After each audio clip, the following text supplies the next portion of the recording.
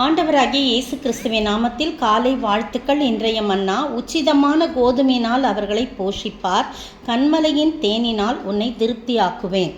சங்கீதம் 81 வசனம் 16. இது ஆசாபின் சங்கீதம். இஸ்ரவேல் ஜனங்களை குறித்து அவர் சொல்கிறாரு, என் ஜனங்களை நான் எகிப்து தேசத்துலேருந்து புறப்பட பண்ணினேன், அவர்கள் உன் வாயை விரிவாய்த்தர நான் அதை நிரப்பேன்னு சொல்கிறாரு. ஆனால் என் ஜனமோ என் சத்தத்துக்கு செவி கொடுக்கவில்லை, இஸ்ரவேலோ என்னை விரும்பலன்னு சொல்லி வேதனையோடு கூட சொல்கிறாரு. அதுக்கு பிறகு அவர்களை இருதயத்தின் கடினத்துக்கு விட்டுவிட்டேன். அவங்க அப்படி தான் இருக்கிறாங்க, நான் விட்டுட்டேன். தங்கள் யோசனையின்படியே நடந்தாங்க. என் ஜனம் எனக்கு செவி கொடுத்து இஸ்ரவேலின் வழிகள் நடந்தால் நலமாக இருக்கு. என் ஜனம்னு சொல்லி எவ்வளோ உரிமையோடு ஆண்டவர் சொல்கிறார். ஆனால் அந்த ஜனங்களோ அப்படி அவரை விட்டு அவரை விரும்பாமல், அவர் சத்தத்துக்கு கீழ்ப்படியாமல் இருக்கிறத நம்ம பார்க்குறோம். அவர் சொல்கிறாரு 14ஆம் வசனத்தில், நான் சீக்கிரத்தில் அவர்கள் எதிராளிகளை தாழ்த்தி என் கையை அவர்கள் சத்துருக்களுக்கு விரோதமாக திருப்புவேன். எவ்வளோ நல்ல ஆண்டவர் இல்லை? ஜனங்கள் அப்படி போனால் கூட ஆண்டவர் தம்முடைய ஜனங்களை பாதுகாக்கிறவராக இருக்கிறார். அதுக்கு பிறகு பாருங்கள் 16ஆம் வசனத்தில், இப்போ தியான வசனம், நான் அவங்கள உச்சிதமான கோதுமையினால் அவர்களை போஷிப்பேன், கன்மலையின் தேனினால் திருப்தியாக்குவேன் அப்படின்னு சொல்கிறார். இதே பாருங்கள், யாரை இப்படி செய்வார் அப்படின்னு சொல்லும்போது சங்கீதம் 147 பாருங்கள், அவர் 14ஆம் வசனம், அவர் உன் எல்லைகளை சமாதானம் உள்ளவர்களாக்கி உச்சிதமான கோதுமையினால் உன்னை திருப்தியாக்கும்.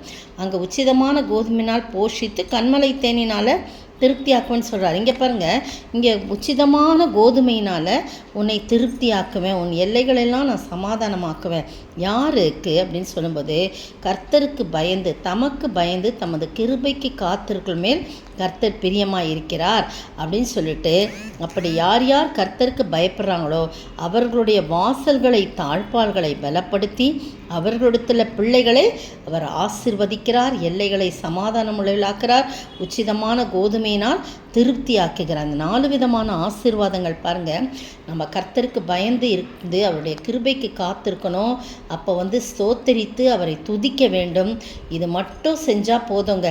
அவர் நம்முடைய வாசல்களின் தாழ்பால், எந்த அசுத்த கிரியைகளோ எந்த சத்துருக்களோ உள்ளே நுழையாதபடி அந்த வாசல்களை பலப்படுத்துகிறவராய் அவரே நமக்கு காவல் காத்து அவர் நம்மை பாதுகாக்கிறவராய் இருக்கிறார். அதான் வாசல்களின் தாழ்பால்களை பலப்படுத்துகிறார்.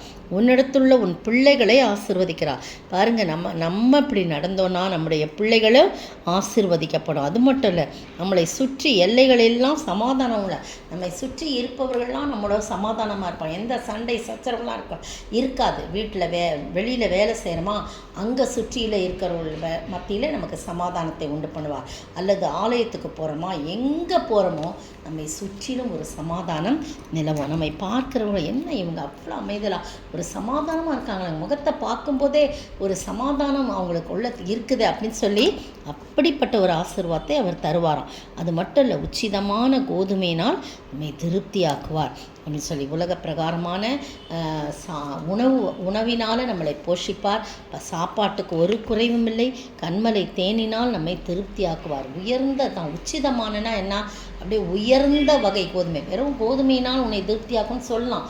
உச்சிதமானன்றது வேதத்தில் நிறைய அர்த்தம், நிறைய இடத்துல சொல்லப்பட்டிருக்கு. உச்சிதமான உயர்ந்த வகை இருக்குதுலே பெஸ்ட்டு, அந்த பெஸ்ட்டை நமக்கு கொடுப்பாரு அப்படின்னு சொல்லி போடப்படுறது. கோதுமை மட்டும் இல்லை, எல்லாவற்றிலும் நம்மை நிரப்புகிறவராய் இருக்கிறார். அந்த நாட்கள்லாம் ஏதாவது கொடுத்து அனுப்பணும்னா உச்சிதமானதை கொடுக்கணும். அது விலையுயர்ந்த விலையேற பெற்றதை கொடுக்கணும். அதுதான் அந்த உச்சிதமான கோதுமைன்னு சொல்லும்போது. அந்த விலையேற பெற்ற கோதுமைன்றது, உச்சிதமான உயர்ந்த வகை கோதுமைன்றது எதை குறிக்கும்னா ஆண்டவருடைய வார்த்தைகளை குறிக்கும். உச்சிதமான வேத வசனங்கள்னாலே நம்மை திருப்தியாக்குவார். கன்மலை தேனும் ஆண்டவருடைய வார்த்தைகள் தான். அதை உட்கொள்ளும்போது ஒரு பக்தன் சொல்லுகிறான், அதை உட்கொள்ளும்போது அது என் வாய்க்கு தேனை போல மதுரமாக இருந்தது சொல்கிறார். பார்த்தீங்களா? ஆண்டவருடைய வார்த்தையினாலே நம்மை திருப்தியாக்குறேன். எனவே அந்த வார்த்தையை உட்கொண்டு புசித்து திருப்தியாகி கர்த்தருக்கு மகிமையுள்ள சாட்சியாய் கர்த்தருக்கு பயந்து வாழ ஆண்டவர் தாமே இந்த காலை வேளையிலே கிருபை செய்வாராக. ஆமேன். கண்மலையின் தேனினால் திருப்தியாக்குவார், உச்சித கோதுமையால் உன்னை போஷிப்பார். கண்மலையின் தேனினால் திருப்தியாக்குவார், உச்சித கோதுமையினால் உன்னை போஷிப்பார். கர்த்தருக்கு பயந்து நீ நடந்தால் இவ்வகை ஆசீர்வாதம் நீ பெறுவாய். கர்த்தருக்கு பயந்து நீ நடந்தால் இவ்வகை ஆசீர்வாதம் நீ பெறுவாய். ஸ்தோத்தரிக்கிற ஆண்டவரே, துதிக்கிற ராஜா, எத்தனை அழகானவர் ஆண்டவரே. அப்பா, நாங்கள் கர்த்தருக்கு பயந்து நடக்கும்போது ஆண்டவரே தகப்பனே, இந்த ஜனங்கள் எவ்வளவுதான் வழி தப்பி போனாலும் என் ஜனம் என் ஜனம் என்று சொல்லி நீர் அழைத்து உரிமையோடு அவர்களை இவ்விதமான ஆசீர்வாதங்கள் நிரப்பெறி ஆண்டவரே தகப்பனே, உம்முடைய வார்த்தையினால் எங்களை நடத்துங்க, போஷிங்க, உம்முடைய வார்த்தையினாலே எங்களை திருப்தியாக்குங்க ஆண்டவரே தகப்பனே. உமக்கு பிரியமாய் நடந்து உமக்கு சாட்சியாய் வாழ அந்த ஆசீர்வாதத்தை நாங்கள் பெற்று வாழ நீர் உதவி செய்ய வேண்டும் என்று கர்த்தரும் மீட்பரும் ராஜாமா இயேசு கிறிஸ்துவின் விலையேறப்பட்ட நாமத்தில் ஜெபிக்கிறேன் பிதாவே, ஆமேன். நேற்றைய பதில்: ஒருவன் நியாயப்பிரமாணத்தை நியாயப்படி அனுசரித்தால் நியாயப்பிரமாணம் நல்லதென்று அறிந்திருக்கிறோம். 1 தீமோத்தேயு 1:8.